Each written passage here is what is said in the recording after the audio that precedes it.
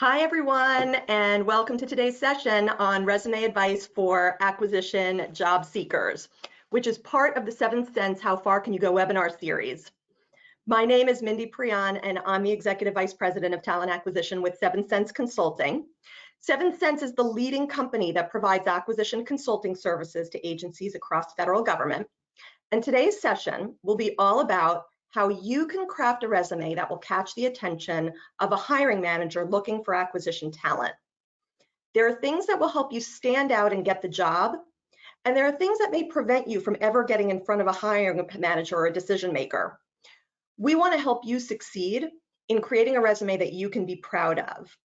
There's a lot of good advice out there, and today's session is based on our own experiences writing and reviewing resumes of acquisition professionals over many, many years.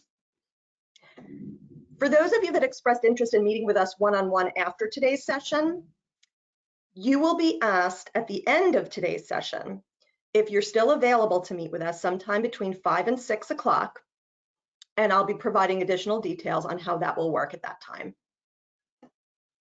So before we get started, some light housekeeping. All attendees are on mute, but if you'd like to communicate with us, you'll notice that there's a question field in the GoToWebinar control panel or a question mark on your mobile device. Please use the question feature for any questions that you have for our panelists, and we'll try to address those during the Q&A portion of today's webinar. Also, I'd like to mention that this webinar is being recorded, and all registered participants will receive a link to the recording. Before we get started, and before I introduce our discussion moderator, who will in turn introduce our group of esteemed panelists, I would like to launch a quick poll so that you can tell us who you are, and we can learn a little bit more about who's in our audience today. So take a moment and tell us if you are an active job seeker or a passive job seeker, open to hearing about new career opportunities. Those first two questions are kind of selfish on our part for talent acquisition. Tell us if you're a student getting ready to embark on your career, or if you're a career changer, or a practitioner already working in the acquisition career field. Responses are coming in. I'll give everyone a few seconds to respond, and it looks like the vast majority of our audience today are practitioners that are already working in the acquisition field. It looks like half of you are already working in the field. It's fantastic. And the remaining about 1/4 and 1/4 are either students or career changers. So perfect. We're delighted to have such a variety of folks in our audience today, and hope that you're going to find today's content really valuable. So thank you for telling us about yourself. Without further ado, I'd like to introduce today's moderator, Shaq McCants, who is the Executive Vice President of Corporate Development with 7th Sense, and she will in turn introduce today's panelists and jump into today's content. Shaq, it is all yours. Awesome. Thanks so much, Mindy.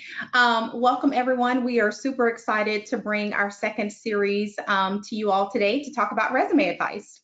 So I would like to just take a moment to introduce my esteemed colleagues who are on the panel with us. So first up is Glenn Phillips, who is one of our service delivery executives within our consulting division. Welcome, Glenn. Next up is Lisa Akers. Lisa is our Products and Solutions Executive Vice President. Welcome, Lisa. And last but not least is Damon Gardner, who is one of our senior recruiters in our Talent Acquisition Division. Welcome, Damon.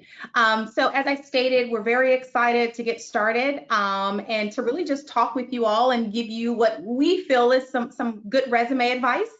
But before we get started into kind of questions and discussion, you know, I did just want to take a moment just to kind of ask a question to the audience. So if you all would please just use the question feature in the GoToMeeting session. And so today's question is, if you can just tell us, what is your biggest struggle when it comes to creating or updating your resume? I'll give it a couple of seconds for everyone to use the question chat feature. And I'm going to pull mine up and I'll read a few of those. once they come in. Just give me just a second. Let's see here.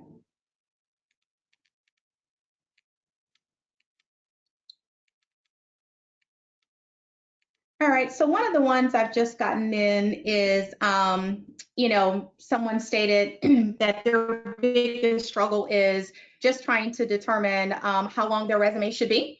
And so I think that's a good one that I think people probably do face. A lot of individuals probably face that. Another one that's just come in is trying to determine what to really talk about in the resume, right? I think that's one, if people just kind of look at their resumes when they're trying to get started, trying to figure out what is it that they want to put into their resume. Well, let's see here. Another one that just came in is what is most important to put in my resume for each job I apply for? Trying to figure out, hey, is it keeping my resume? You want to keep it up to date, keep it consistent. Also, another one that just came in, knowing how much detail to provide, making the resume pop, right? Like what things make the resume pop. And then kind of the last one is describing my first few jobs in a way that's interesting, right? And I think, as you look at your resume, as you look at things that you're trying to do, you want to make sure that it's interesting. You want to make sure that it pops. And one more, because this one's really good, making my resume relate to the job description. So thank you all for putting your information into the chat feature. I it. So we will now get into, like we say in the South, round the robin, but it's really round robin. So we'll get into that with you all. So let me move my little chat feature out of the way. All right, so the first question is for you, Glenn. If you could just share with us, can you share some examples of what makes an acquisition candidate's resume stand out to you? Okay, thanks, Shaq. Yeah, I'd be glad to do that. The things that make the resume really pop for me, to use the response to the question you got a minute ago, is one of the things I want to do is I look at the introductory section of the resume. And if your resume doesn't have an introductory section, then you're missing an opportunity to communicate directly to the hiring manager and tell them who you are and what it is that you're going to bring to the delivery team that I'm trying to assemble. Because let's face it, as a hiring manager, the reason I'm looking at your resume is because I'm trying to field a team. And so that's one of the very first things I look for is, are you telling me who you are, and are you telling me what it is I think that you plan to bring to my delivery team? Another thing that I'd really like to see in that very first introductory section is, give me some idea about how many years of experience you have. Just go ahead and say it. I know that I can go through and calculate it by looking at how many years you were at each different place, but go ahead and tell me right up front. I'm a candidate with 8 years of experience as a contracting specialist. Okay, now I've already got an idea of who you are, and so I know what I should expect to see when I start looking into the details of your resume. Some of the other things that you need to recognize, and it's something that we're going to do as we screen your resume. If Damon, as a recruiter, doesn't already screen it before I see it, then I'm going to screen it the same way, because I'm going to compare your resume against the checklist that I've already built based on my job requirements. And my job requirements, you have to understand, come to me from usually the contracts that I'm trying to support. And so it's things like, what is your education level? What certifications do you have? How many years of experience do you have? And those kind of things are just very high level requirements that need to be right up front, so I can see those and I don't have to do a scavenger hunt to find them buried somewhere in your resume. Two more things I'll mention also is, does your resume speak to me in the language of acquisition and contracting? And when I say that, what I mean is, if you're an acquisition person, I would expect somewhere in your resume you talk about things like PWSs and IGCEs and market research and statements of work and acquisition strategy and acquisition plans and fund certification and PR packages and those kind of languages that I would expect to see. And if it's not in there, then I'm going to question whether you're really an acquisition person.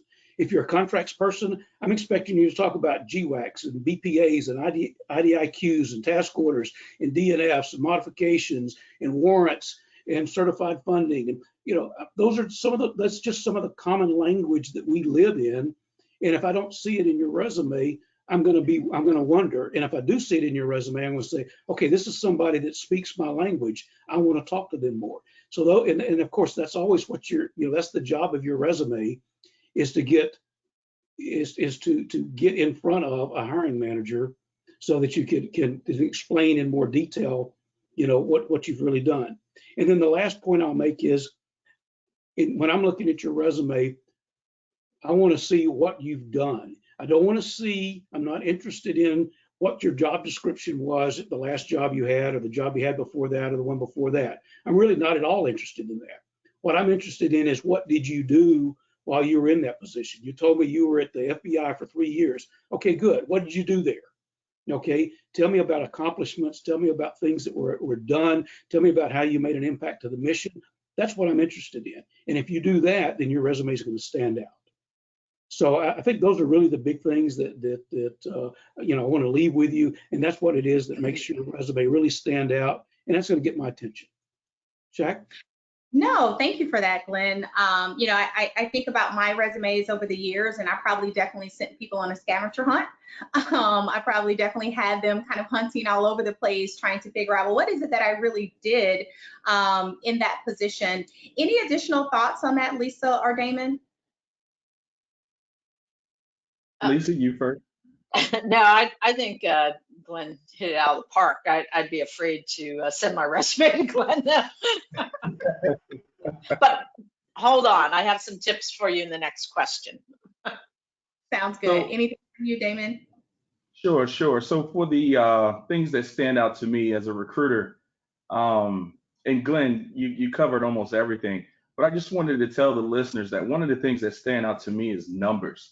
I like to see in your resume that you worked on large projects, and you kind of share those things in your resume. A lot of times I see resumes that's just, hey, I did this, I did that, but it really doesn't outline some of the levels or operations you supported. So I just wanted to add that. So. No, awesome, thank you. All right, so next up is Lisa. So Lisa, your question is, what do you suggest when a candidate's experience doesn't exactly line up with the job requirements? And that's a good question, because if you are listening to this because you want to get into the acquisition career field, but you're not sure how to do it, that's part of why we wanted to talk about this. So, you see the position description. It's something that you are interested in doing. You think you would be good at it. So do a little research on the topic. Those terminology that Glenn brought up, see what you can find out about that. If that's in the job description, read some trade press around it, just do a little research. Then consider the talent and the skill sets that you think would be needed to do that job. Like, I'll give you some examples in acquisition. You've got to be an analytical thinker, critical thinker, detail-oriented, strong Excel experience, an objective decision maker, good writer, ability to perform market research and analysis, price analysis, good communication, good writer. Those are all like talent and skill sets. So think about, in the jobs you've done before, what kind of similar skill sets are in there. So go through your resume and be thinking like that when you make your little list of bullets that you're looking for. And then update your resume. This sounds like some of the early survey on what people struggle with. So how much do you do? Well, if you want to get the job, you want to make sure that summary stands out in your job history. Make it easy for the person looking at your resume to see that maybe if you haven't done exactly this, you have that talent and skill set that may apply. And also describe how you contributed to the mission. I think when you can talk about how the overall outcomes contributing to the mission, you make yourself three-dimensional. You come off the paper. Someone is really curious. Now, I want to meet this person that made XYZ happen. You're just a lot more interesting than someone that's just putting in their PD and all their duties that they perform. So hopefully that will help you in that alignment so you can all get into the acquisition field, which we love. No, absolutely. No, thank you, Lisa. And you brought up a good point, right? Because you want to make what you're saying three-dimensional, right? You want it to pop off the page because obviously individuals are looking at your resume and everybody else's resume. And so if you line them all up, how are you going to stand out? So fantastic point. Anything additional to add to that, Glenn or Damon?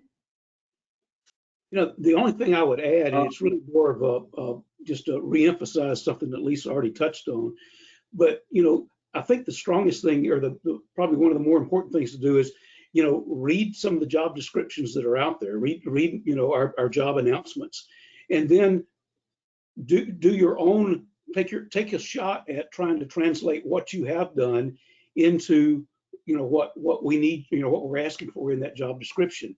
Because either you're going to do it or I'm going to have to try to do it if I get your resume.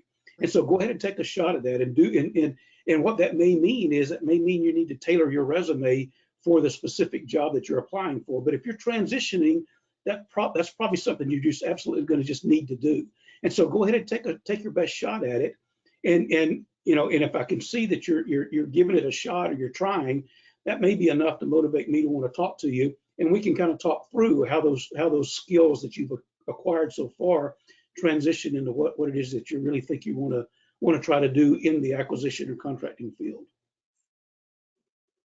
Yep, absolutely. Anything additional from you, Damon? Yes, it's going to probably roll right into the next topic here, but I would like to into your question then, if that works. Ship over to me. Okay, all right. I'll save it for mine. But Okay. Great job, Lisa. Yep. Absolutely. So last but not least, Damon, if you could tell us what annoys you the most when reviewing resumes.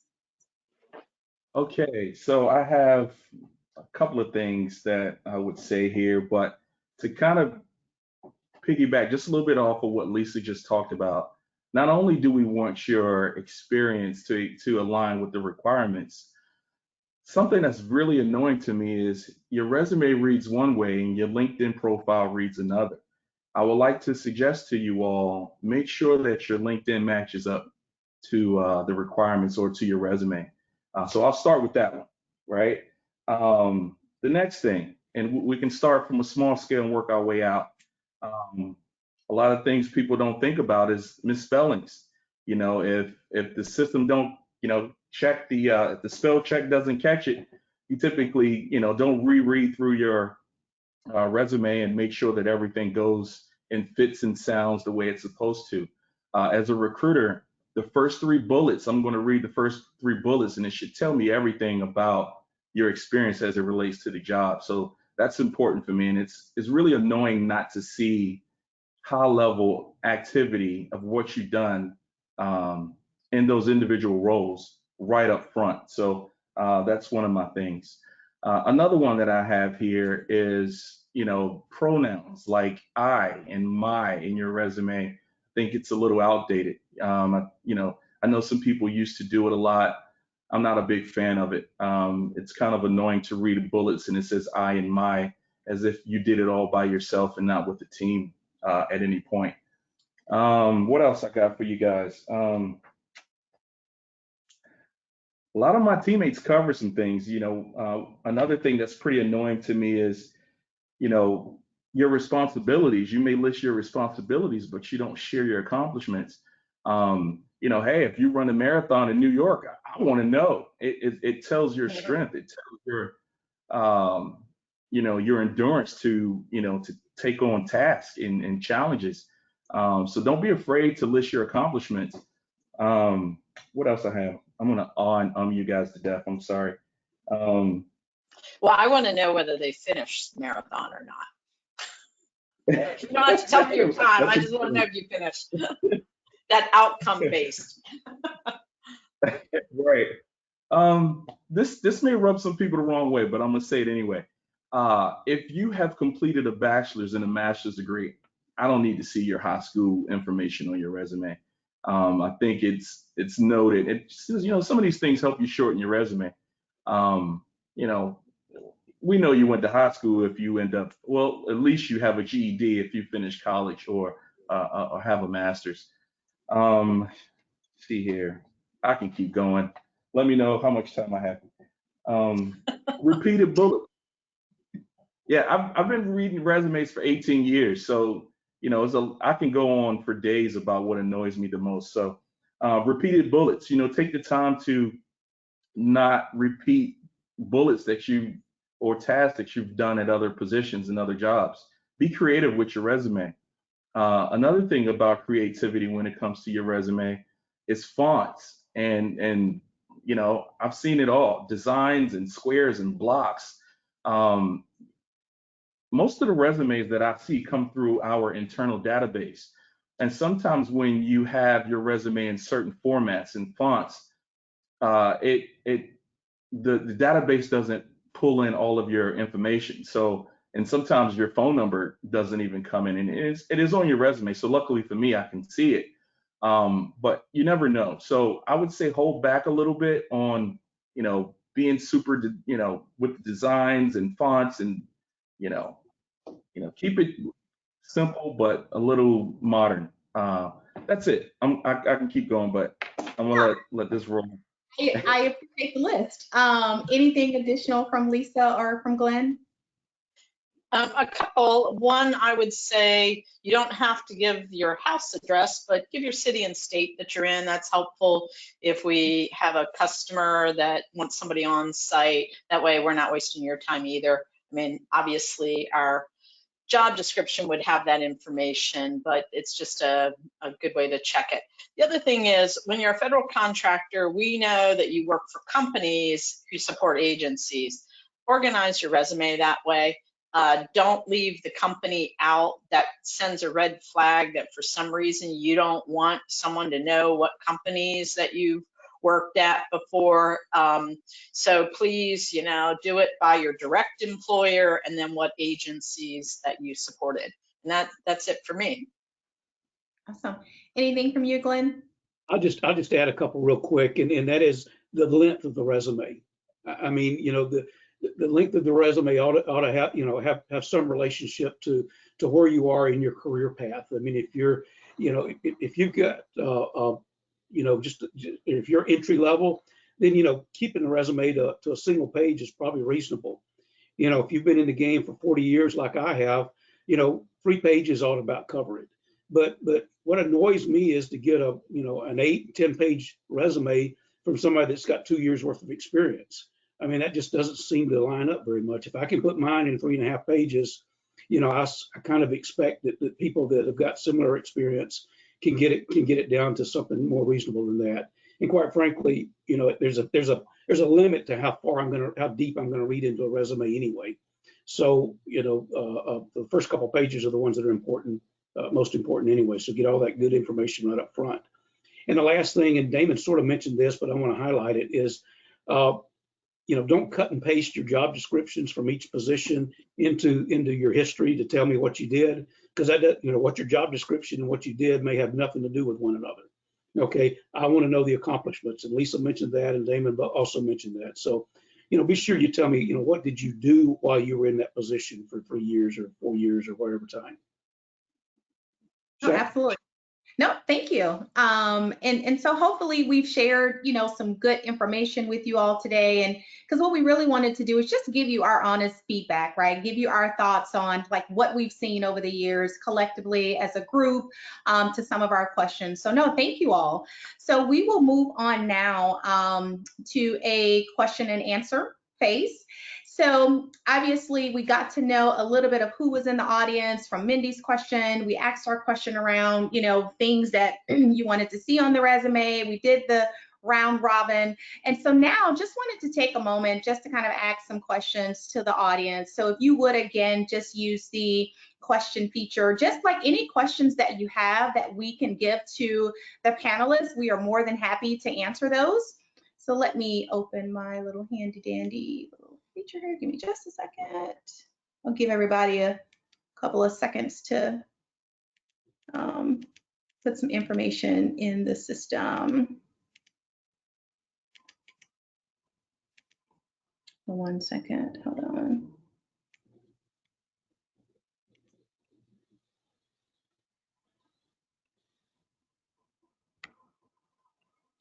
So the first question that we just got in, I'll give this question to you, Glenn, and you all may have talked about it a little bit. In a resume, in the resume, should I use bullets over paragraphs and why? Yeah, sure. I'll take that one. My preference is bullets, and mainly because of what I said a minute ago about the length. I mean, I want to be able to read through your resume quickly. I'm looking for highlights, and usually, sticking to a bullet format is going to allow you to hit those high points more quickly and more directly, and it's going to help you to keep your resume concise. So I generally prefer that. By the time you take a bullet and try to extend it into a narrative, all of a sudden you've got 3 or 4 lines where you could have probably done it in one bullet. And so it's easier for me to read. It's a little more, it allows me to get to the information I need more quickly, and it allows you to keep your resume at a shorter length. So I think all in all, bullets are generally preferred. Okay, great. I'll give you this question, Damon. I think you probably covered some of this, but are there any particular resume turnoffs specifically for recruiters? And I think you talked about some, but any kind of like 1 or 2 turnoffs from your perspective? The number one turnoffs, and I hope this doesn't upset anyone. The number one turnoff is when you apply to a job that your skill sets don't align directly with the opportunity. I like to advise you to really look at the job descriptions in detail. Sometimes we have people apply that has commercial or corp to corp type of experience, where primarily we're looking for those who have government experience, so working directly with the government, and kind of knowing those things. I think we kind of add a lot of those things in our job descriptions, buzzwords like FAR and DFAR and 1102 and acquisition, different words, buzzwords that tell you kind of what we're looking for. So the number one thing is make sure you read the job description. If it's experience that you have and you have it, put it in your resume, put it in the front of the bullets. So there'll be the first 1 or 2 bullets that I read. Okay, great. Thanks, Damon. Lisa, this question is for you. Should individuals include references on their resume? I would not recommend that. And the reason why I wouldn't recommend it is it's too early in the dating process. People are just getting some information about you at this point. They don't need to be talking to your employer at this point. It takes up space as well. And you, as the person that's submitting, if you gave your references, they could call that person and never connect with you, and you would miss your opportunity to talk to that recruiter about why I really want to get into this field and with your company, and here's what I did at my old company that I really loved and think that I can apply here. You're going to miss that opportunity because you already gave away your references. So I would say absolutely do not include them, because we're going to come back. If we're interested in you and we've gone through a couple conversations with you, we're going to come back and ask you for those. Okay, great. Thanks, Lisa. Glenn, this one is for you. The question says, Glenn, you described the career experience over the job description, yet for entry-level positions, how do you reconcile that when there's a lack of career experience? So for that entry-level person, like what should they kind of use in their resume? Well, one of the things I guess I would suggest first is, if you're applying for an entry-level position, hopefully that position is going to be written in such a way that you can understand, what are the things that we're looking for that entry-level person. And it's probably not going to focus nearly as much on experience as it is on some particular job qualifications, and I'll go back to some of the things Lisa said. I mean, is it a job for an analyst? Well, have you done any analytical work, even through your college degree, or, your college experience? Have you put together a plan of any kind?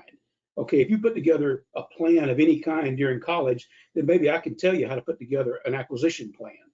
Okay, so show me that you've done the things that that are going to be required to demonstrate that you're an organized person. You can take care of tasks. Tell me what you have done and relate it as best you can to the job description that we provided for you. And I think that's really going to be the key, especially for entry level. And I'll be honest, a lot of, when I'm looking for entry level candidates, what I'm really looking for is, do you have any experience or evidence that shows that you're able to get things done? And that could be something totally unrelated to the specific job description. Just let me know that you're able to get things done. So tell me anything you've done project related, planning related, or anything like that. Just show me that you're somebody that can accomplish a task once assigned. And that's going to get my attention, and that's going to get us an opportunity to talk with one another. Yeah, and I definitely agree with Glenn there. Like some of the additional things, you just didn't go to class at college and go back to your apartment kind of thing.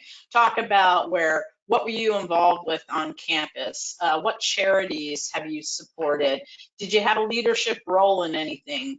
Were you a captain or whatever? Like, show what you've been doing to build your skill set and your talent set, because even though you may not have been getting paid for it, it had value.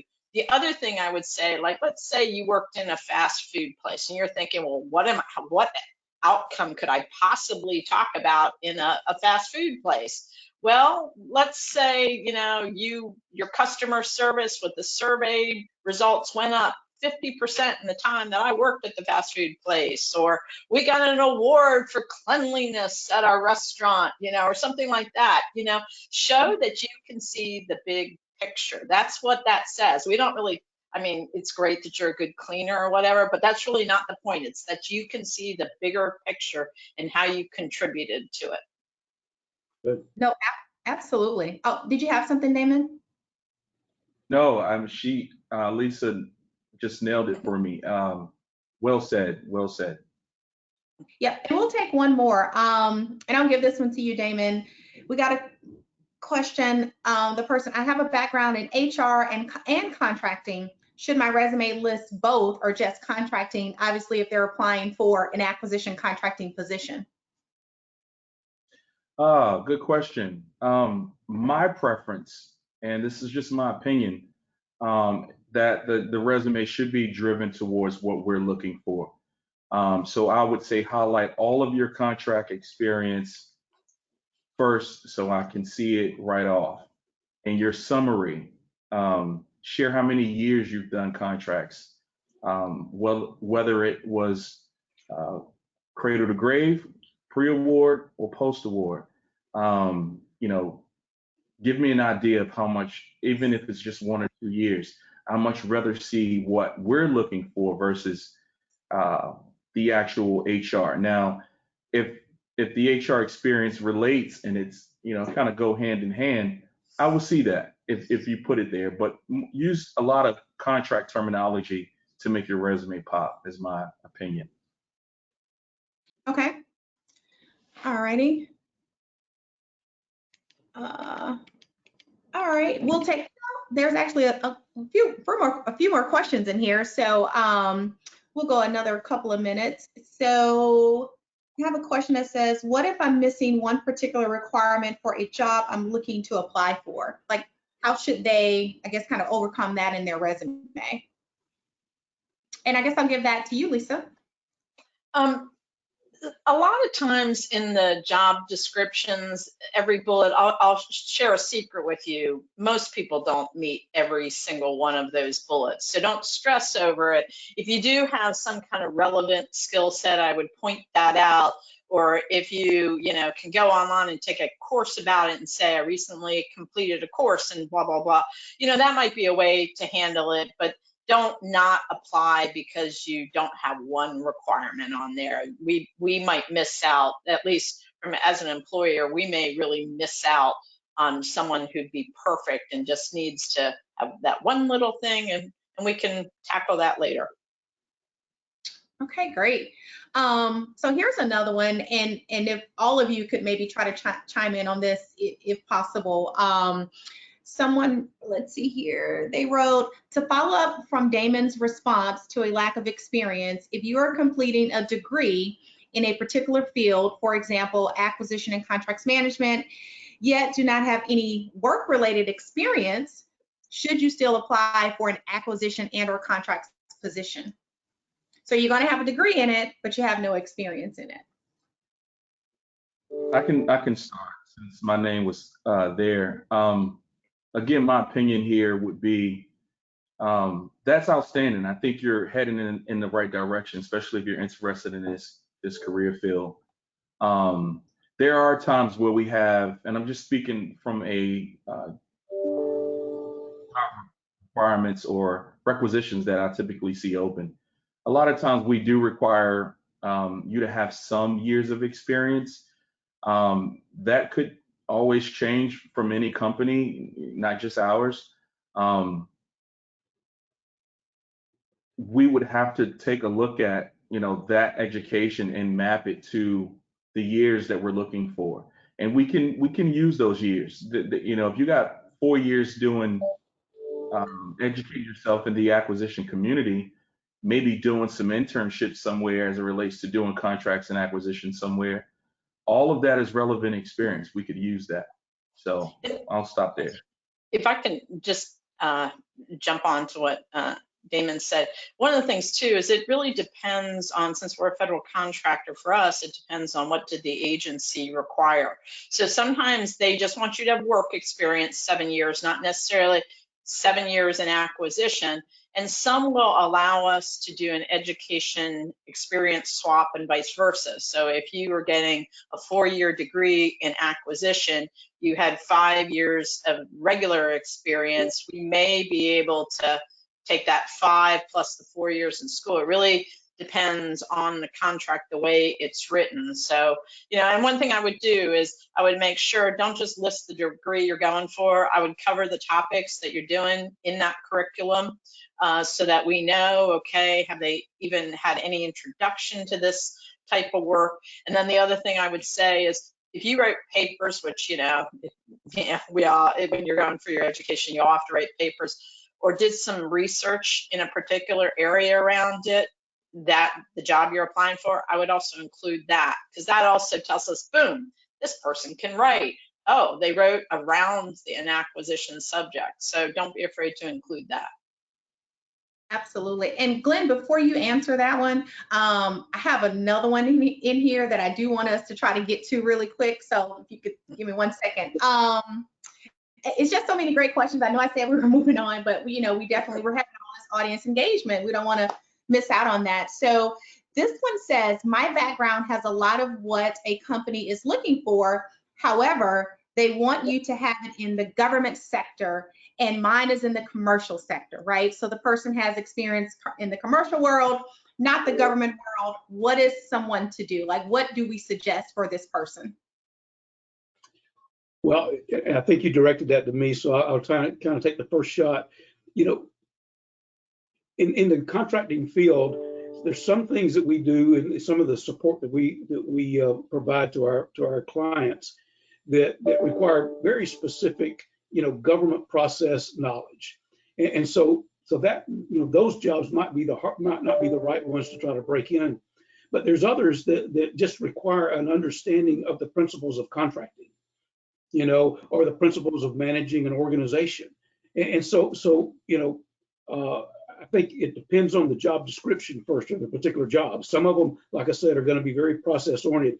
I would have a hard time taking someone who has several years of commercial contracting experience, where they've been a buyer for GE maybe, and they want to come in and say, okay, well, I want to be a purchasing agent, or I want to be a contract specialist for DoD. That transition is going to be difficult, okay, because I'm going to try, I can't just dump you into a contracts office and say, okay, now you got to go figure out how to use all the government unique processes and forms and their supporting systems and things like that. That might not be a reasonable thing to do, but if I can get you introduced, using another job, get you introduced to how the government does it first, and then move, and then progress you into that. That might be something that we can, we could work on as we move through time. So it would be a couple of steps in to make that transition smooth and logical. It's not that it can't be done, and it's not that the commercial contracting doesn't have application, because it does, and it may in some areas. So a lot of it's just going to depend on the specific job requirements, that we look at. So, I mean, I've looked at a lot of resumes with people that have commercial experience, and sometimes we talk to them and try to figure out, how tough the transition would be. And sometimes there's a fit and sometimes there's not. So I've kind of danced around that. I hope I've kind of given some. Nope, absolutely. Anything additional, Lisa or Damon? I was going to say that when I was still in the government, I hired somebody from a commercial, company that was in the contracting group there. She was fantastic because she kind of knew when the price proposals came in, she knew where all the, skeletons were hid, so to speak, and could really tear it up. So she was a fantastic negotiator. And I would hope, that but I would also say parlay how what you're doing on the commercial side is applicable to doing government work. You're still doing all the flow down of the FAR and other regulations, so emphasize that in your resume, tailor it. Yep, absolutely. All right, so thank you all for all of the great questions. They were fantastic. I couldn't even move on, so now we will move on. So now we just want to move on to our 7 takeaways. So we are 7 Sense Consulting, and we do all things in 7. So what we wanted to provide to you all is just kind of our view on some takeaways from hopefully the discussion today, hopefully from some of the Q&A that we talked about. And so the first thing that we want to share with everyone is that you want to make sure that your resume is an appropriate length. And so as a guideline, this is just our guideline, 1 page if you are an entry-level candidate, 2 pages if you are a mid-career professional, and 3 pages if you are a senior job seeker. Again, just our guide, but just, hey, as you look at what you've done, how can you fit it into, the most condensed way possible, but yet it's kind of coming off of the page, right? And so our second tip is that you want to make sure that your resume includes your summary, education, and clearance information at the top. You don't want, the person who's reviewing your resume to have to go on a hunt to try to find the information. You really just want them to be able to look at your resume and go boom, boom, boom, this information is at the top. So our third tip is that you want to make sure your resume reflects your up-to-date contact information and employment history. You don't want to apply for a position, a recruiter tries to email you and it bounces back because you no longer have that email account, or they try to call you and that number no longer works. So just, just make sure that, there's up-to-date information. If you're applying for a position, that people can actually reach out to you and connect with you. Our fourth tip is that you want to make sure your resume is checked for proper grammar, spelling, and formatting. You want to favor bullets over paragraphs. I know that sounds simple, but it is one of the things that a lot of people miss is doing the spell check, making sure that things are spelled correctly, making sure that the grammar is right on your resumes. The fifth takeaway is that you want to make sure that your resume explains any gaps in your employment. We're not asking for your personal information. We don't want all of the details, but we do just want to know, hey, if there is a gap in your employment, maybe there's a sentence or a couple of sentences that you can provide so folks can just know, hey, if I've had a 5 or 10 year gap, kind of, maybe here's why. The second tip is that you want to make sure your resume highlights your accomplishments rather than your responsibilities. That is one of the ways you can make your resume really stand out and that it can really come off the page, is that you're able to kind of highlight the accomplishments that you've had in your positions. And the seventh takeaway, you want to make sure that your resume communicates you and your contribution to mission success. It is your resume. It is an opportunity for you to get the job. Your resume is supposed to get you the job, right? To get you to the next level. So those are our 7 resume tips. Anything additional from Glenn, Lisa, or Damon? I think I already mentioned. We just your. Oh, I'm sorry, Damon. Go ahead, Glenn. I was going to say, I had mentioned earlier that, a little bit about the length, and I'll just mention that again. I think it's really important that you keep it to just make it as concise as possible, because, we want to get to know you in your resume, but we want to get to it pretty quickly and not have to dig and hunt. So make it pop and keep it to as concise as you can. And then the second bullet is you just got to recognize that I'm already going to be going through a checklist to make sure that some of those minimum things like security, like education, like qualifications and certifications and stuff like that. And in a lot of my contracts, it's a go, no go for me. I mean, I can't even present a candidate to my contract, unless they meet those. So let me go ahead and figure out that right up front. And so we don't waste each other's time. So those are the two I'll highlight. Awesome. I just wanted to say in closing for me, I mean, your resume speaks for you before you have a chance to say anything. Take the extra time to make sure it pops. And for my entry level people that are trying to get into the workforce per se, I highly advise to, if you don't have one, set up a LinkedIn account, nice profile picture, whatever you want to do, make it look nice, because we do check LinkedIn sometimes. So.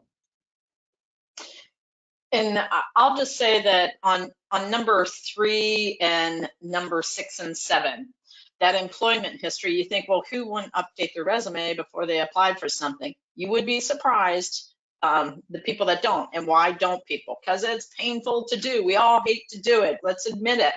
But one of the things that I find helpful to do is if you have to do like a self-assessment for a performance evaluation, or you did something on a project for the government where you had to do like quarterly progress reviews and you provided input to it, use those as a starting point for you to go through and pull out some of the real outcome-based things, the accomplishments from that time period. And one of the other things is when you get kudos, whether from your client, your manager, whomever, keep an email inbox folder and just call it kudos or whatever and put things in there, because at the time you think, oh, I'll remember this forever. You won't 6 months from now. So those are some of the ways that it's easy to kind of focus on accomplishments and keep that resume up to date. Yep, absolutely. No, well, thank you all. Well, this ends our panel discussion around resume advice. And so thank you, Glenn, Lisa, and Damon. And so now I'll turn it back over to Mindy.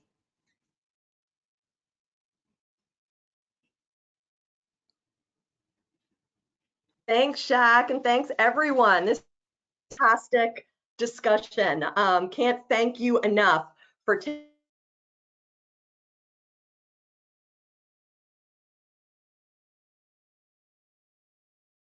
that just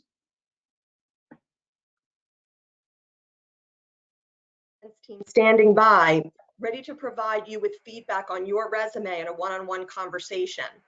So if you have requested to receive feedback on your resume and you provided the most updated version of your resume, please type in the word yes in the chat field.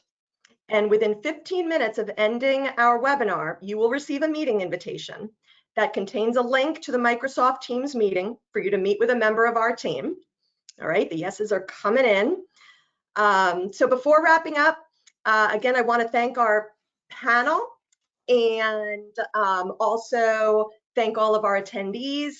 And we're so grateful to be part of your journey. Thank you so much for attending, and we look forward to connecting with you as we move forward.